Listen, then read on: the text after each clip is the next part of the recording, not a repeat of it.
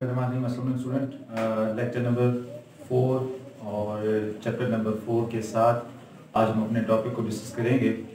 और लेक्चर शुरू करने से पहले मैं आप लोगों को ये बताता चलूँ कि कुछ मसरूफियात की वजह से आपका मैं जो ये अगले लेक्चर थी वो अपलोड नहीं कर सका, तो इंशाल्लाह मेरी कोशिश होगी कि मज़ीद आगे मैं डेली बेसिस पे जो है वो लेक्चर अपलोड करता रहूँ साथ साथ।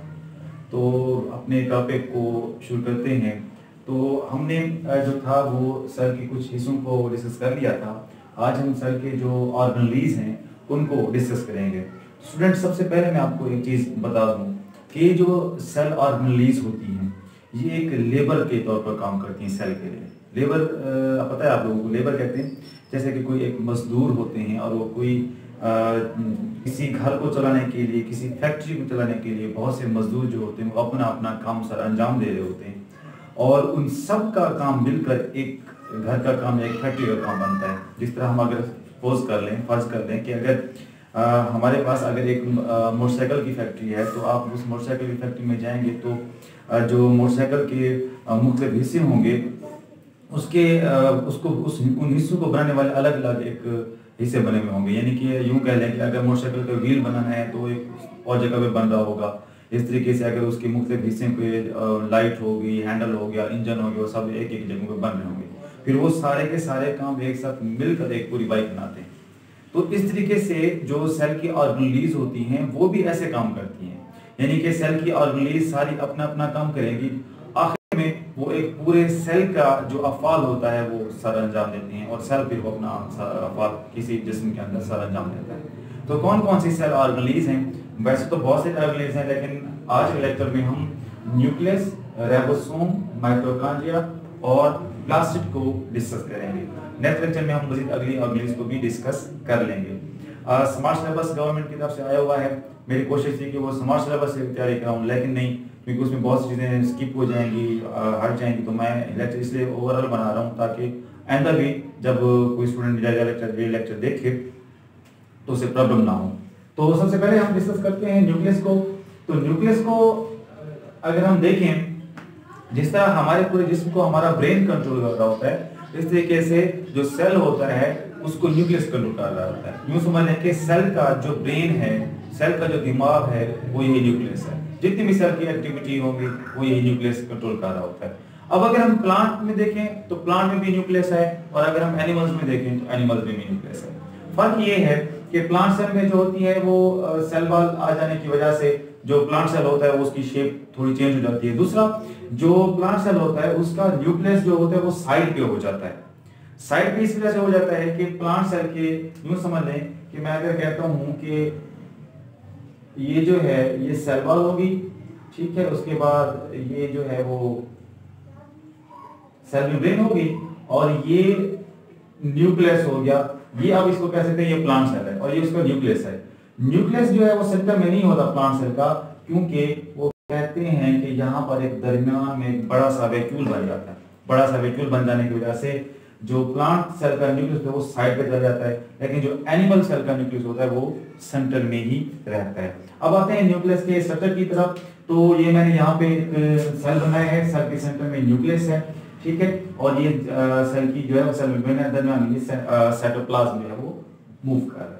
तो अब हम जरा न्यूक्लियस को बड़ा करके देखेंगे। ये मैंने न्यूक्लियस को बड़ा करके दिखाया है। न्यूक्लियस के इसमें मुख्तलिफ हिस्से हैं। जिस तरीके से सेल के ऊपर मेम्ब्रेन होती है वैसे ही न्यूक्लियस के ऊपर भी मेम्ब्रेन होती है, और उस मेम्ब्रेन को हम कहते हैं न्यूक्लियर मेम्ब्रेन भी कहते हैं या न्यूक्लियर एनवलप भी कहा जाता है, जो दीवार जो न्यूक्लियस के ऊपर चढ़ी होती है। उसके बाद ये जो न्यूक्लियर मेम्ब्रेन, इसके ऊपर छोटे छोटे सुराख होते हैं। इन छोटे छोटे सुराखों को न्यूक्लियर पोर्स कहते हैं, और इन्हीं पोर्स की मदद से जो साइटोप्लाज्म होता है और न्यूक्लियस होता है, इनके दरमियान जो मुख्तलिफ अज़ा का तबादला होता रहता है इन्हीं न्यूक्लियर पोर्स के जरिए।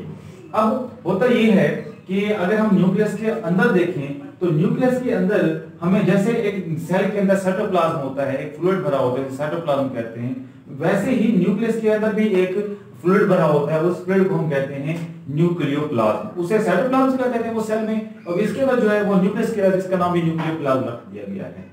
और फिर सेल के अंदर जो है और न्यूक्लियस के अंदर छोटी छोटी धागानुमा थ्रेड लाइक स्ट्रक्चर होते हैं, धागानुमा साख्तें होती हैं। और ये जो धागानुमा साख्तें होती हैं इन्हें हम क्रोमैटिन कहते हैं। और जब सेल तकसीम होने लगता है तब ये क्रोमैटिन एक क्रोमोसोम की शक्ल में आ जाता है।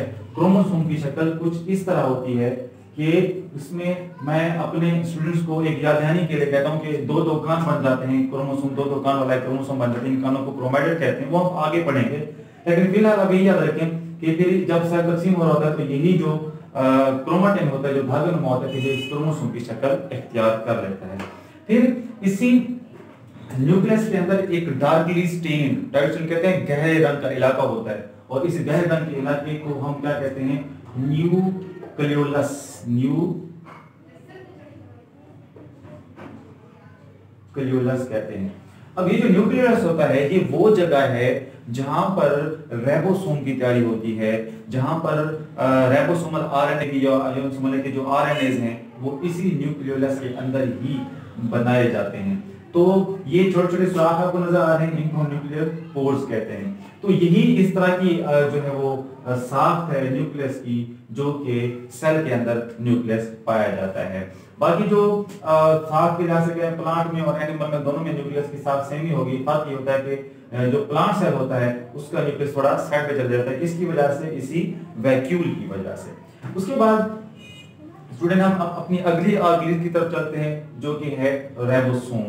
राइबोसोम की अगर हम बात करें तो राइबोसोम का सेल के लिए होना बहुत ही जरूरी है। राइबोसोम जो होते हैं वो ये जो सेल होता है इसी सेल में एक डॉटेड की तरह साइटोप्लाज्म के अंदर जो राइबोसोम होता है वो मूव करते रहते हैं, तैरते रहते हैं। और इन राइबोसोम का काम ये होता है कि राइबोसोम क्या करते हैं? प्रोटीन की तैयारी कराते हैं सेल के लिए, और प्रोटीन को जो सेल होता है वो अपने लिए इस्तेमाल करते हैं। अब उसमें होता ये है कि जो राइबोसोम है, राइबोसोम के ऊपर कोई मेम्ब्रेन नहीं चढ़ी होती, राइबोसोम के ऊपर कोई मेम्ब्रेन नहीं होती। तो जिस तरीके से आप कहते हैं ना कि प्रोकैरियोटिक के न्यूक्लियस के ऊपर कोई मेम्ब्रेन नहीं होती, तो इसी तरीके से राइबोसोम, वैसे राइबोसोम जो है वो यूकेरियोटिक सेल के अंदर भी है, लेकिन इसकी यूकेरियोटिक सेल के अंदर है और इसकी मेम्ब्रेन नहीं चढ़ी होती। इसलिए कुछ ऑर्गेनिज हैं ये सिर्फ और सिर्फ यूकेरियोटिक सेल में होते हैं, प्रोकैरियोटिक सेल में नहीं होती।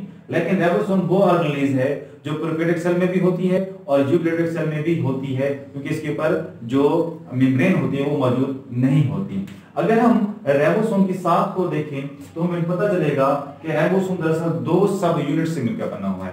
एक होता है बड़ा सब यूनिट और एक होता है छोटा सब यूनिट। अब जो बड़ा और छोटा सब यूनिट है, जब ये तब मिल जाते हैं जब राइबोसोम प्रोटीन की तैयारी कर रहा होता है, और जब प्रोटीन की तैयारी हो जाती है उसके बाद राइबोसोम जो होते हैं वो अलग हो जाते हैं। याद रखिएगा स्टूडेंट, राइबोसोम जो है दानेदार साख होती है जो कि सेल के साइटोप्लाज्म में जो है वो हरकत मौजूद रहता है।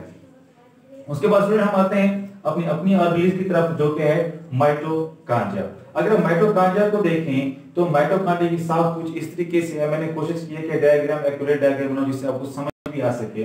तो माइटोकॉन्ड्रिया को देखें तो माइटोकॉन्ड्रिया जो है वो दरअसल दो मेम्ब्रेन से मिलकर बनी होती है। उसकी एक मेम्ब्रेन जो होती है वो बैरूनी होती है जो कि स्मूथ होती है बाहर की तरफ, यानी उसमें कोई खड्डे छड्डे नहीं होते स्मूथ का। और जो अंदरूनी मेम्ब्रेन होती है वो ऐसे तह बनाती है, ऐसे फोल्डिंग बनाती है।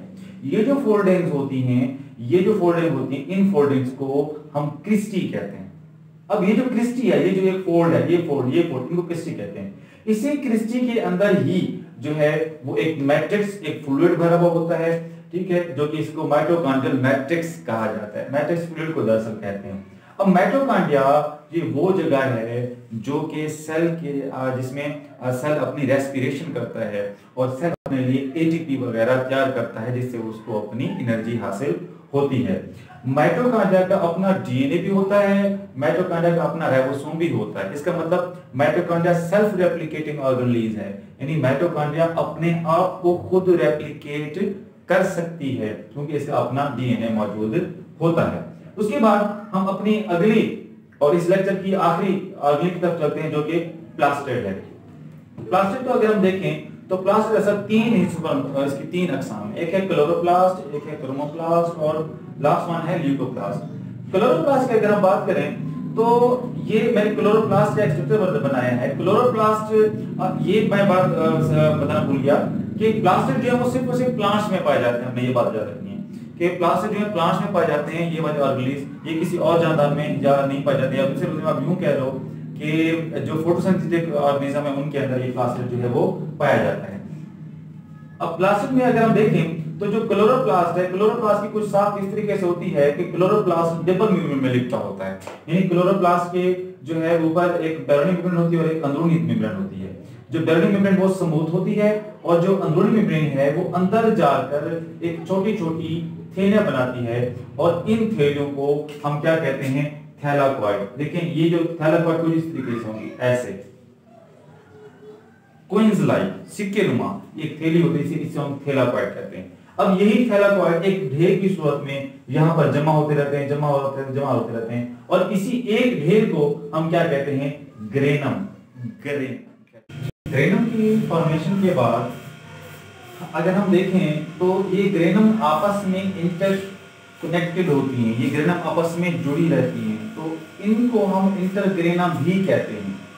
ठीक है, इंटरग्रेनम का यहाँ जिक्र नहीं है तो फिलहाल आप बस अपने इसमें ये सोच लें कि जो क्लोरोप्लास्ट होता है उसके अंदर ग्रेनम होता है और उसके अंदर एक ग्रीन कलर का एक फ्लूइड घूम रहा होता है, उसको हम स्ट्रोमा कहते हैं। और इसका ये जो ग्रेनम होता है, ये जो थैलाकॉइड्स होते हैं, दरअसल इन्हीं की ही इन्वॉल्वमेंट होती है फोटोसिंथेसिस में। यानी यही वो हिस्सा है जहां पर सूर्य की रोशनी को कैप्चर किया जाता है और उसको फोटोसिंथेसिस करने के लिए इस्तेमाल किया जाता है। तो पौधे का ये हिस्सा फोटोसिंथेसिस में इन्वॉल्व होता है, शामिल होता है। उसके बाद अगली एग्जांपल है क्रोमोप्लास्ट। देखें स्टूडेंट, ये जो क्रोमोप्लास्ट है ये पौधे का वो हिस्सा है जो कि पौधे के जो मुख्तलिफ हिस्से होते हैं उन्हें कलर्स देने में इन्वॉल्वमेंट करता है। जैसे कि आपने देखा होगा कि जो फूल की पत्तियां होती हैं जिन्हें हम पेटल्स कहते हैं, उसके डिफरेंट कलर्स होते हैं। इस तरीके से आप मुख्तलिफ फलों को देखो तो उनके मुख्तलिफ कलर्स होते हैं। उन सब में जो रंग देने का किरदार होता है वो इन्हीं क्रोमोप्लास्ट का होता है। और थर्ड वन जो है वो ल्यूकोप्लास्ट।